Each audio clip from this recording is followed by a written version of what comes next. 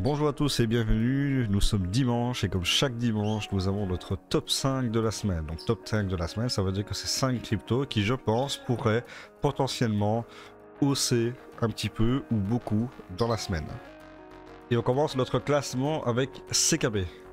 Nervos Network, donc CKB est classé actuellement à la 143e place avec un market cap de 613 millions de dollars, avec un volume de 58 millions par jour. Il fait à peu près 10% du market cap échangé tous les jours. C'est quand même pas mal. Nous avons un total supply de 46 milliards de CKB avec un supply en circulation de 45,55 milliards de CKB. Ce qui signifie que quasiment tous les tokens ont été émis, donc on ne devrait pas avoir de soucis de baisse à ce niveau-là. Du moins pas avec les tokens émis. Le sentiment de la communauté est environ de 90% bullish. C'est tout à fait normal vu que nous sommes en bull market.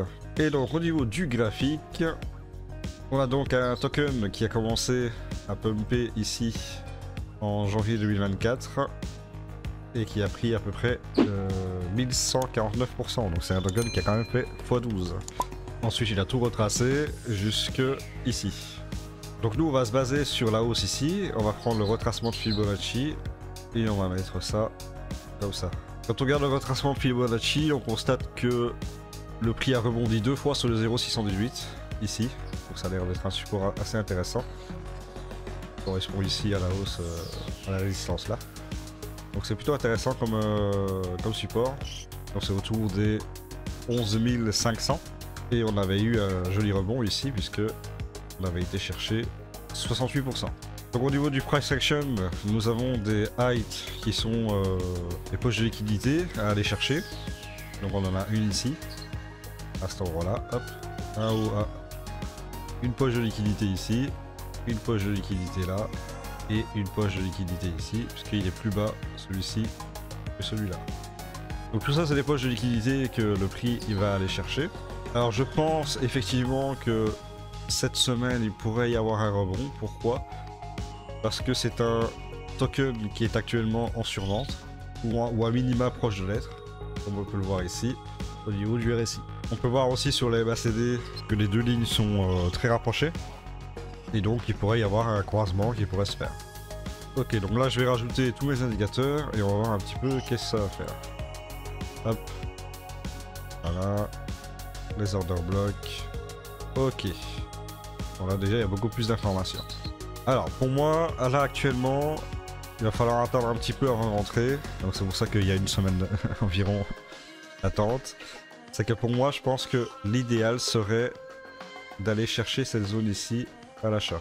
Je tiens quand même à préciser que je ne suis pas conseiller financier, donc ce n'est pas un conseil en investissement. Et si vous décidez de rentrer, ce sont vos choix et ce sont vos risques.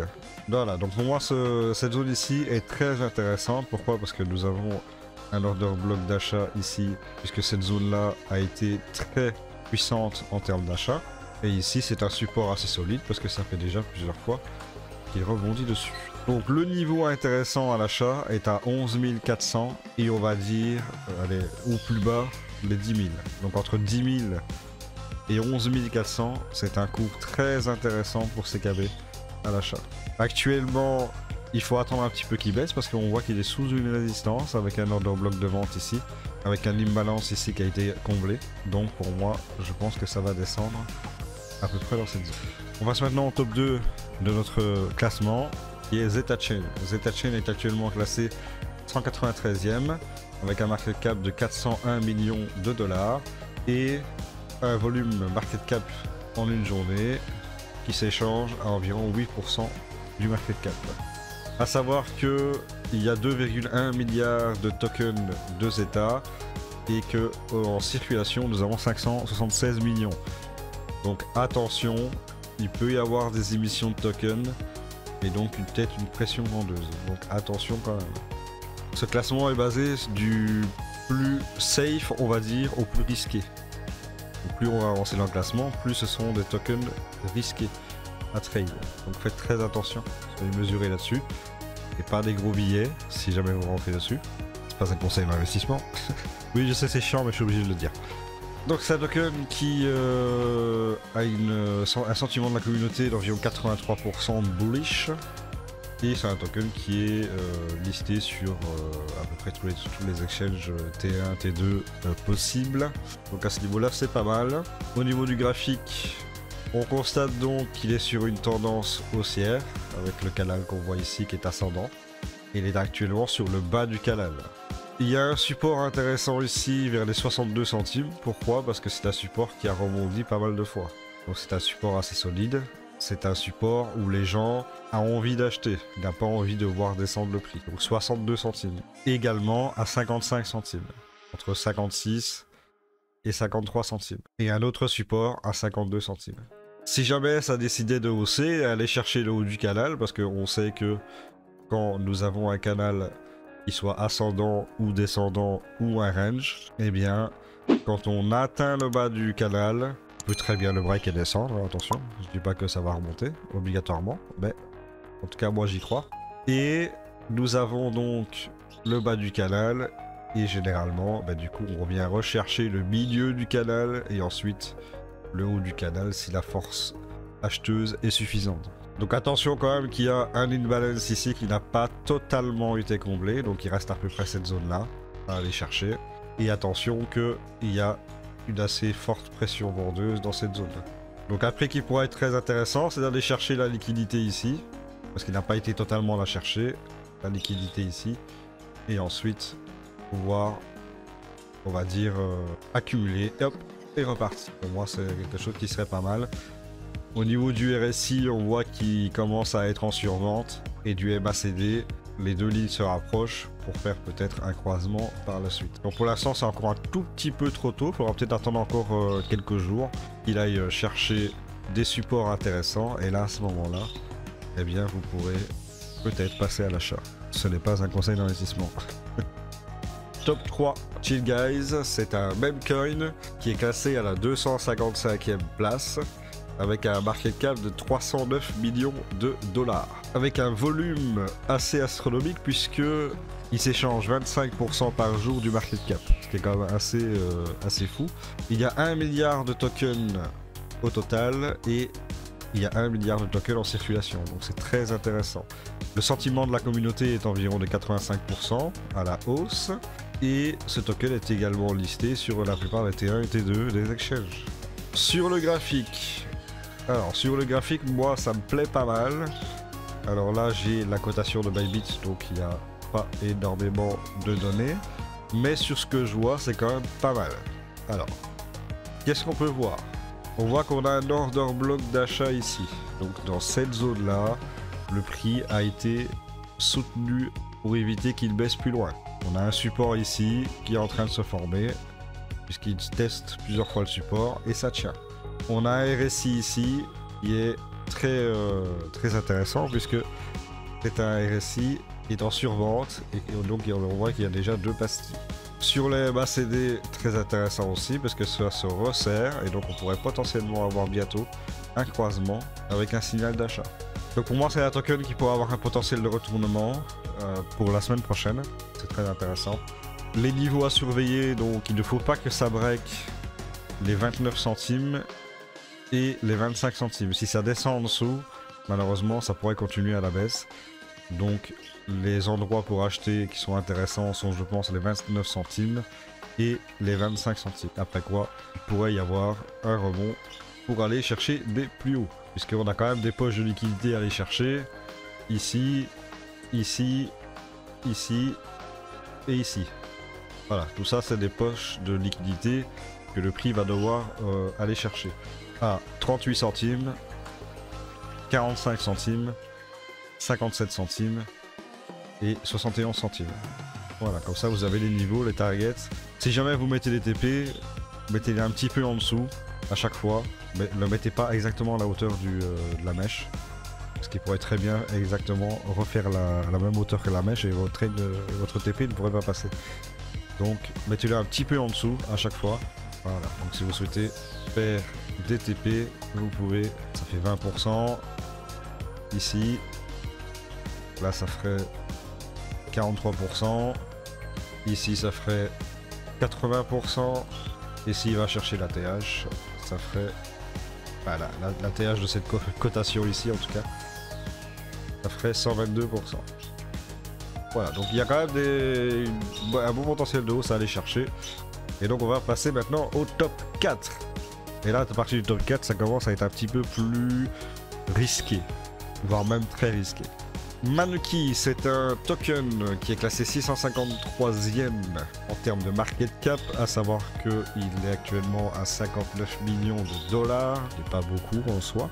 Mais évidemment, étant donné que c'est plus risqué, il y a un potentiel de hausse beaucoup plus important également, vu que le market cap est beaucoup moins élevé aussi. C'est un memcoin également, qui est basé sur la blockchain Solana. Il s'échange à 26% du market cap en termes de volume par jour, c'est quand même énorme. On sent qu'il y a quand même de l'activité.